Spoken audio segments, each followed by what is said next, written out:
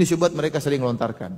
Dan saya ditanya oleh orang-orang juga. Ada dosen yang pernah tanya sama saya, Ustaz, menurut Anda Bunda Teresa di neraka? Pertama saya tidak tahu siapa Bunda Teresa itu ya. Saya tidak pernah WhatsAppan sama beliau ya. Terus kenapa? Yang katanya dia bukan beragama Islam. Saya bilang, kalau dia bukan beragama Islam, meninggal dalam kondisi musyrik di neraka. Harus di neraka. Tapi dia baik Ustaz. Wanita penuh sosial, baik dan macam-macamnya. Kebaikannya tidak ada manfaatnya. Dia tidak baik, tidak berakhlak kepada Allah Subhanahu wa taala, meskipun berakhlak kepada manusia. Baik, bagaimana kita bantah syubhat ini? Jawabannya mudah. Islam menjunjung tinggi akhlak. Islam menyuruh kepada akhlak. Ya. Agama Islam terlalu banyak kita baca hadis-hadis Nabi, ayat-ayat Al-Quran menyuruh kepada akhlak yang mulia. Tetapi itu bukan tujuan yang paling utama. Tujuan yang paling primer adalah diturunkan agama adalah agar makhluk mentauhidkan Khalik. Agar makhluk mentauhidkan pencipta alam semesta. Dan Allah sudah nyatakan dalam surat Az-Zariyat. Kata Allah, "Wa ma khalaqatul jinna wal insa illa liya'budun." Tidaklah aku ciptakan jin dan manusia kecuali untuk mentauhidkan aku, untuk beribadah kepadaku. Tidaklah aku ciptakan jin dan manusia kecuali untuk beribadah kepadaku. Ini tujuan utama. Akhlak penting tapi dia bukan tujuan primer, dia sekunder. Yang pertama, bagaimana Anda bisa mentauhidkan pencipta. Apa hubungan paling kuat antara makhluk dengan penciptanya? Hubungan yang paling kuat adalah sang makhluk mengakui penciptanya sebagai Tuhan. Sang makhluk merendahkan dirinya kepada penciptanya.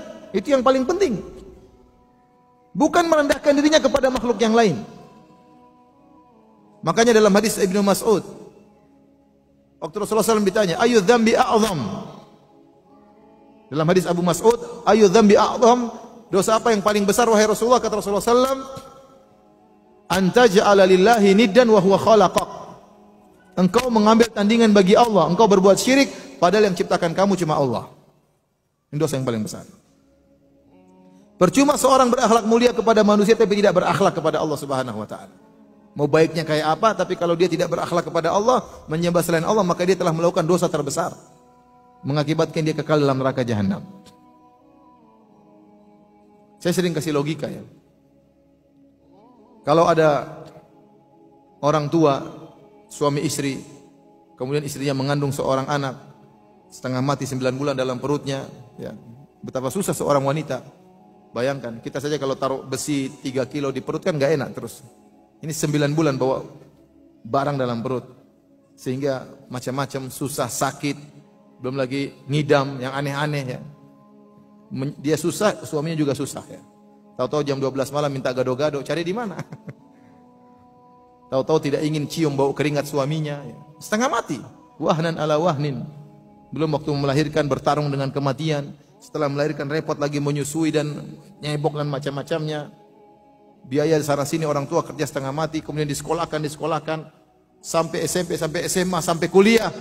Kemudian sang anak sudah berhasil ngambil gelar S3, sudah punya pekerjaan. Tahu-tahu anak tersebut berbakti kepada bapak dan ibu yang lain. Kira-kira gimana?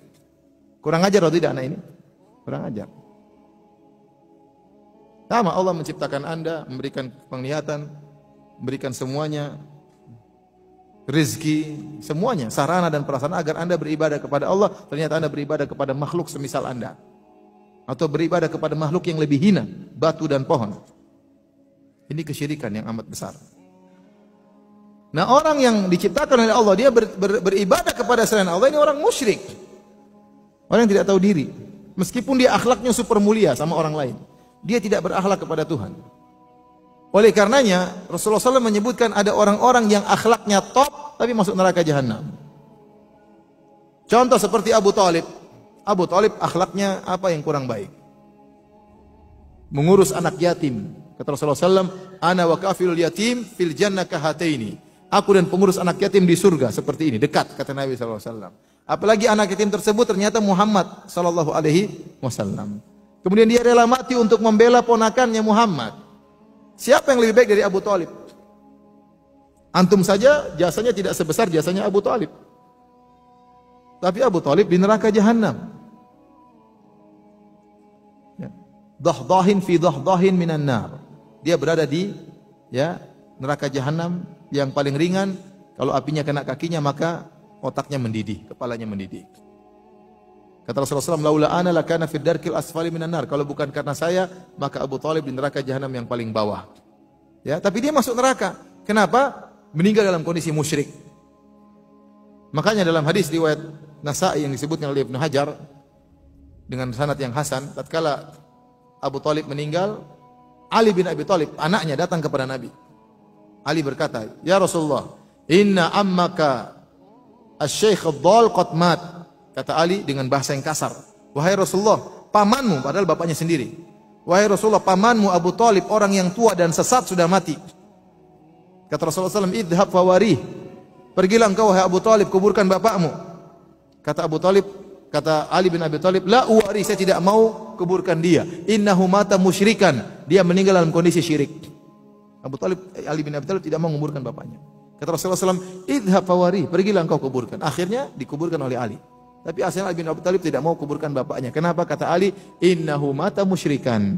Dia mati dalam kondisi apa? Syirik. Baiknya luar biasa. Tapi di neraka jahanam. Contoh lagi adalah Amr bin Lu'ay al-Khuzai, pimpinan orang-orang kabilah Khuza'ah, pemimpin kota Mekah. Baiknya luar biasa. Suka memberi makanan gratis kepada jamaah haji. Sangat terkenal kebaikannya. Tapi dia yang pertama kali membawa kesyirikan ke kota Mekah. Kata Nabi SAW, "Ra'aitu Amr bin Lu'ay al-Khuzai yajurru qasbahu finnar, li'annahu awwalu man sayyaba sawaib." Aku melihat Amr bin Lu'ay al-Khuzai menggeret ususnya di neraka jahanam, dan dia adalah orang yang pertama kali mengkeramatkan onta-onta. Di neraka kenapa berbuat syirik padahal baiknya luar biasa. Contohnya Abdullah bin Jud'an dalam Sahih Muslim. Kata Aisyah, "Ya Rasulullah, Abdullah bin Jud'an kana yasirur rahim, kana yakrid dhaif, kana yut'imut ta'am." Dia dulu baik ya Rasulullah, suka menjamu tamu, suka menyambung silaturahmi, suka memberi makan kepada fakir miskin. Hal yanfa'uhu dzalik, apakah bermanfaat? Kata Rasulullah SAW, "La, tidak bermanfaat. Percuma. Lam yakul yauman qat rabbi ghfirli khati'ati yaumaddin." Dia tidak pernah berkata, "Ya Rabbku, ampunilah dosa-dosaku pada hari kiamat." Mati dalam kondisi musyrik, tidak bermanfaat. Neraka jahanam. Semua kebaikan tidak bermanfaat. Kata Allah, "Wa ma mana'ahum an tuqbala minhum nafaqatuhum illa annahum kafaru billahi wa bi rasulih." Tidaklah terhalang mereka diterima nafkah mereka, sedekah mereka tidak diterima. Kenapa? Karena mereka kafir kepada Allah dan Rasulnya. Percuma. Mau baik seperti apapun tidak diterima.